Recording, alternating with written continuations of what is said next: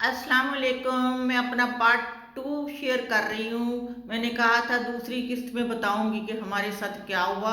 उस दिन हमने जल्दी जल्दी चालान फॉर्म खुद फिल किया और बैंक के लिए या लाइन में खड़े हो गए, चालान फॉर्म पैसे भी जमा करा दिए। घर जाके पता चला कि हमने जो उसके नॉर्मल के कराए हैं तो उसकी लिमिट 6 मंथ है, और अगर अर्जेंट के कराएंगे तो वो 40 डेज में मिल जाएगा।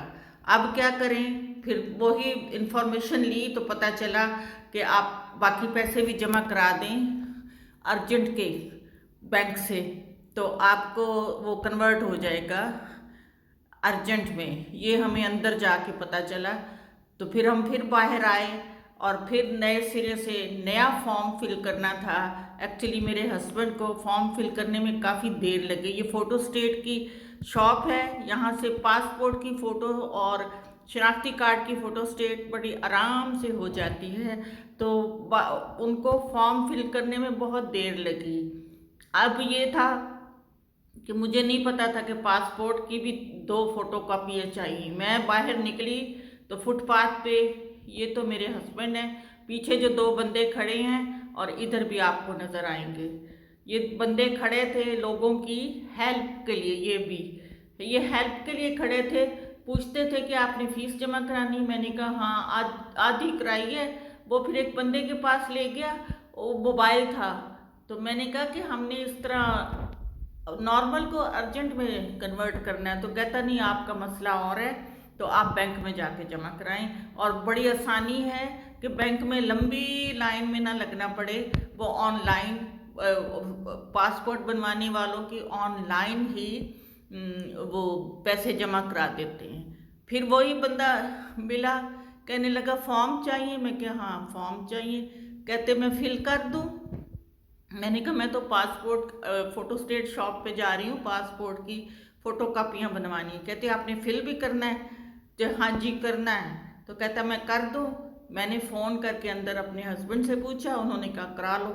ये तो प्रोफेशनल हैं, खुद करने बैठ जाओ तो बड़ी देर लगती है। और ये प्रोफेशनल हैं, ये फटाफट। यही होता है कि फॉर्म में कोई गलती हो गई तो वो रिजेक्ट हो जाएगा। तो ये पासपोर्ट ऑफिस के अंदर की हैं, लोग बैठे हुए हैं तो वेटिंग में है टोकन लेके। तो उसने हम जल्दी से हमें जमा करा फॉर्म फिल कर दिया और उसकी पेमेंट मैंने दी। पासपोर्ट की फ़ोटो कॉपियाँ कराई। फिर 9 बजे बैंक खुलता था, लाइन पहले से लगी हुई थी।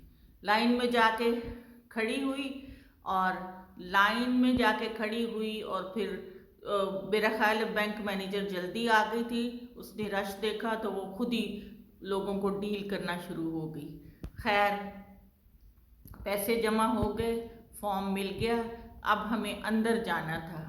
वो लोग ये सारे टोकन लेते हैं, टोकन ले के बैठे हुए हैं। अब हमें अंदर जाना था।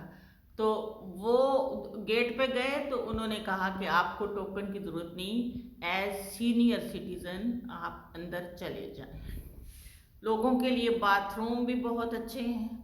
बाथरूम में जाके कोई परेशानी नहीं हुई। गंदा नहीं था, शायद सुबह का वक्त था।